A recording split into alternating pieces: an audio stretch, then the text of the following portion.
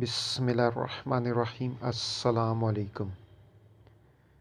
حضرت امام علی علیہ السلام نے ارشاد فرمایا، غور کا انجام کامیابی اور غفلت کا نتیجہ محرومی ہے۔ خدا تعالیٰ کی فرمانبرداری نجات بخشتی اور نافرمانی ہلاک کرتی ہے۔ بزدلی ایک آفت اور پست ہمتی کم عقلی ہے۔ جس نے کام ٹھیک کیا اس کا بدلہ پائے گا، اور جو غلطی میں پڑا وہ ناکام رہا۔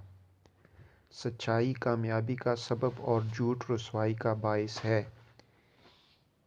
علم سے عزت حاصل ہوتی ہے اور خدا تعالیٰ کی فرمانبرداری سب آفتوں سے بچاتی ہے۔ صبر کرنا عقلمندی کی نشانی ہے اور بے قراری سے نقصان کے سوا کچھ حاصل نہیں۔ بہادری زینت اور بزدلی عیب ہے۔